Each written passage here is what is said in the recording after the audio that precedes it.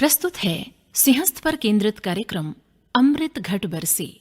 आज सुनिए अमृत घट बरसे की चौथी कड़ी।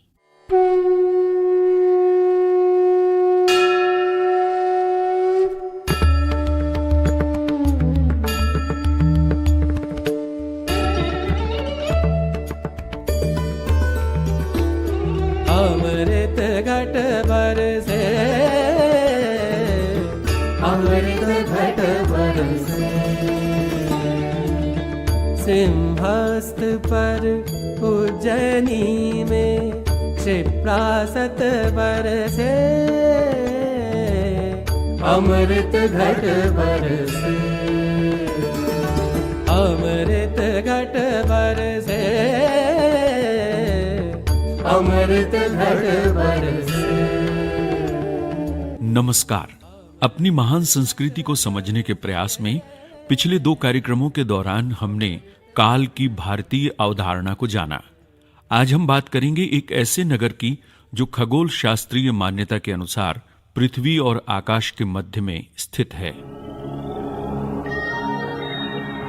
आकाशे तारकं लिंगं पाताले हाटकेश्वरम् भूलोके च महाकालो लिंगत्रय नमोस्तुते।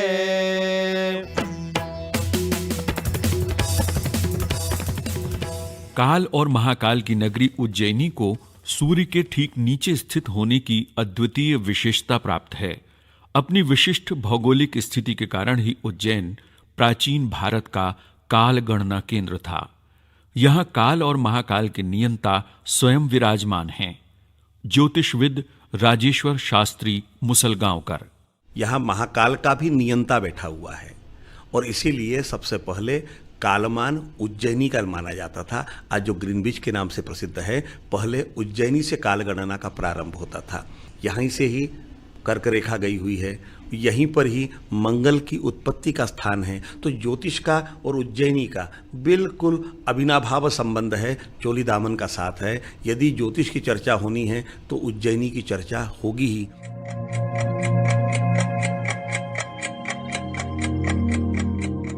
प्राचीन भारतीय मानव शरीर विज्ञान में नाभि को संज्ञा और प्रज्ञा का स्थान मानकर उसे ही ऊर्जा का स्थान माना गया है।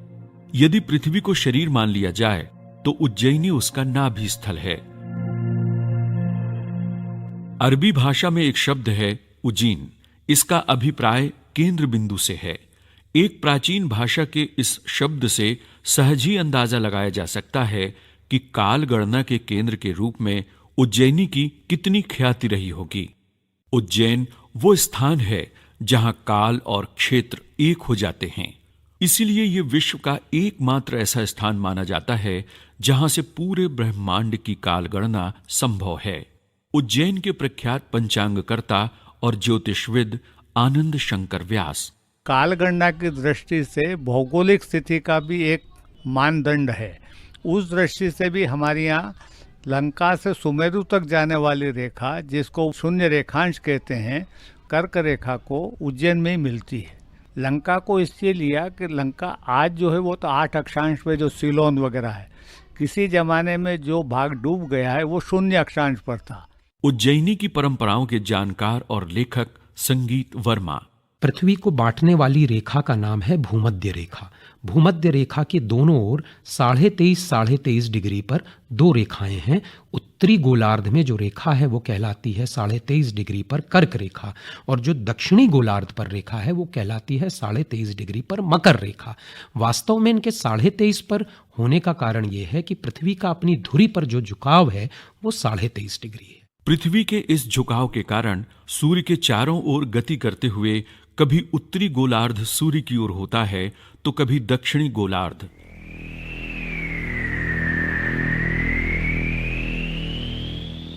इसी गति के कारण ऋतुओं का परिवर्तन होता है। ऋत शब्द का अर्थ है गति, और ऋतु को ऋत की पुत्री माना गया है।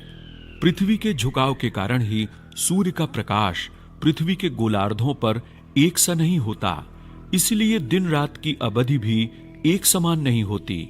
गर्मियों में उत्तरी गोलार्ध पर सूर्य का प्रकाश अधिक तीव्र होता है। इससे दिन लंबे और रातें छोटी हो जाती हैं। 21 जून को साल का सबसे लंबा दिन और सबसे छोटी रात होती है। इस दिन सूर्य उज्जैन के ठीक ऊपर होता है। उज्जैनी की परंपराओं पर कई पुस्तकों के लेखक डॉक्टर भगवती लाल राजपुरोहित। ये स्थान ऐसा है जहाँ पर सूर्य की सीधी किरण 21 जून को पड़ती है और उस समय जो शंकु होता है उस शंकु की छाया नहीं पड़ती है। उसके बाद जो सूर्य उत्तरायण था वह दक्षिणायन हो जाता है।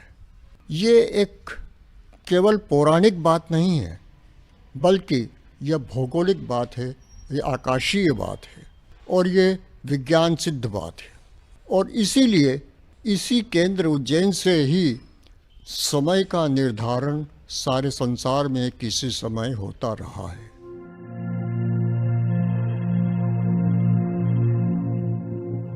कर्क रेखा स्थिर नहीं है।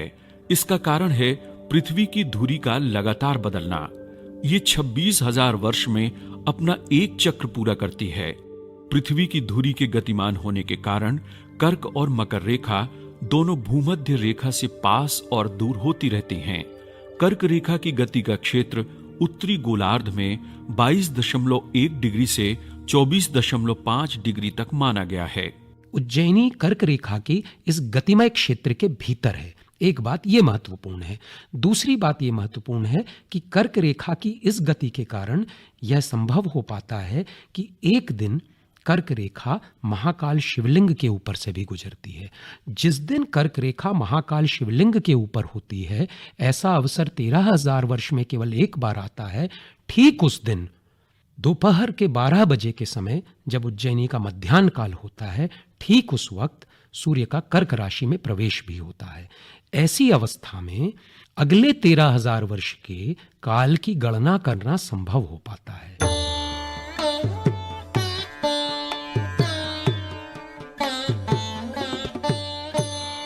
इस खगोलीय अवधारणा के अनुसार उज्जैन जैसी विशिष्टता वाला एक स्थान उज्जैन के ठीक पीछे यानी दक्षिणी गोलार्ध में भी होना चाहिए, जहां से इसी प्रकार कालगणना संभव हो।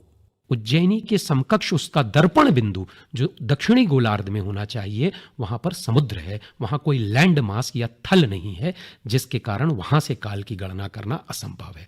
अतएव उज्जैनी की इस विशिष्टता के कारण हमारे प्राचीन ऋषियों ने तब की जो प्राइम मेरिडियन थी, यानी शून्य रेखा थी लॉन्गिट्यूड की, उसे उज्जैनी से गुजारा था और इसलिए सारे विश्व की काल गणना की रचना ठीक हुई। आज जिस ग्रीनविच को जो लंदन से गुजरती हम 0 डिग्री मानते हैं, वास्तव में वो उसका कोई आधार वैज्ञानिक न होकर के औपनिवेशिक है। इंग्लैंड के ग्रीनविच नामक स्थान में 1675 ईस्वी में एक राजमान्य नक्षत्र परीक्षण केंद्र खोला गया और धीरे धीरे इसे वैश्विक मान्यता प्राप्त हो गई। ये सत्य है कि समय की गणना के लिए किसी भी स्थान को शून्य अक्षांश मानकर सापेक्षता के आधार पर काल गणना संभव है, किंतु ये भी सत्य है कि काल गणना के लिए जो प्राकृतिक विशेषता उज्जैन को प्राप्त है, वो अन्य किसी स्थान को नहीं। जितने सिद्धांतकार ज्योतिष के हुए गणना के, वो सब ने उज्जैन को केंद्र मानकर ही गणना की। आधुनिक युग के भी जो केतकर वगैरह हुए हैं, तिलक हुए हैं, इन्हें भी उज्जैन को केंद्र मानकर गणना की है। काल गणना के इस केंद्र में ऐसे कई मंदिर हैं जो किसी न किसी रूप में अवश्य ही इन गणनाओं से संबद्ध रहे होंगे। उज्जैन में काल गणना के प्रतीक के रूप में अनेक स्थान हैं। कर्क रेखा से संबंधित कर्केश्वर महादेव का स्थान है। अनादिकल्प ने अनेक कल्प जिसमें व्यतीत हो गया, उसका संकेत देने वाले अनादिकल्पेश्वर या महादेव हैं।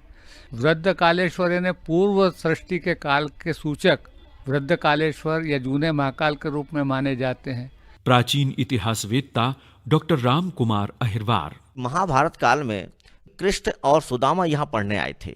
उज्जैन आने का कारण था कि काल गणना के केंद्र होने के बाद यहाँ शिक्षा बहुत अच्छी दी, प्रैक्टिकल बहुत अच्छा होता था। गुप्त काल में भी इसकी कालगणना के बारे में महत्वपूर्ण जानकारी मिलती है। फिर उदयादित्य वगैरह ने भी, राजा भोज ने भी भोजशाला यहाँ निर्मित की थी एक जो है।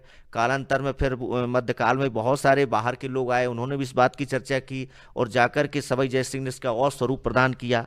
और वो आज वर्तमान स्वरूप में हमें सवाई जय सिंह की जो कालगणना का जो केंद्र है वो वैधशाला के बारे में अभी हमको जानकारी प्राप्त होती है। प्रख्यात पुरातत्वविद विष्णु श्रीधर वाकणकर ने महाकाल वन में स्थित डोंगला में सूर्य के उत्तर दिशा का अंतिम संपाद बिंदु खोज लिया था। पूर्ण रूप से भारतीय आधार पर कालगणना हेतु मध्य प्रदेश शासन द्वारा डोंगला में टेलीस्कोप और यंत्रों से सुसज्जित एक वेधशाला स्थापित की गई है।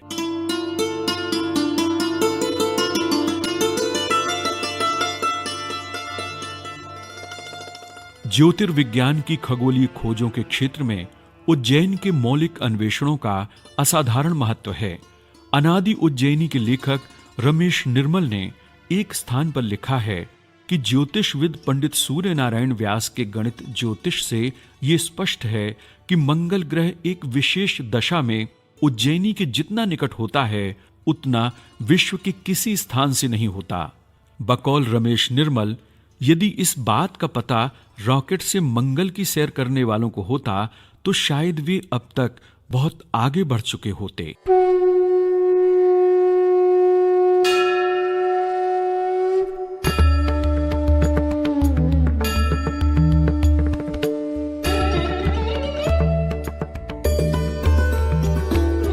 अमृत घट बरसे, अमृत घट बरसे, सिंहस्थ पर उज्जैनी में क्षिप्रासत बरसे, अमृत घट बरसे, अमृत घट बरसे, अमृत घट बरसे।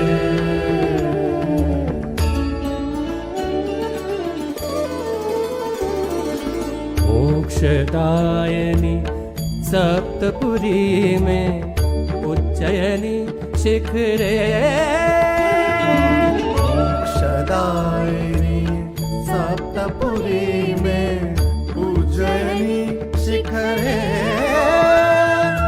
ज्योतिर्लिंग शिव महाकाल खुद गरिमा शुभ वरते,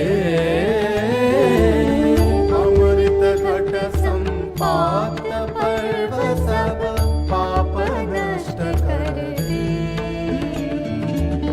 शत शत पावन स्नान पुण्य से महत सपन बनले,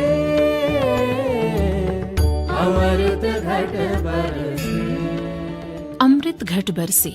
अभी आप इस कार्यक्रम की चौथी कड़ी सुन रहे थे। वाचक डॉक्टर अरविंद सोनी, लेखक एवं प्रस्तुतकर्ता राकेश ढोंडियाल और परिकल्पना थी अनवार अहमद।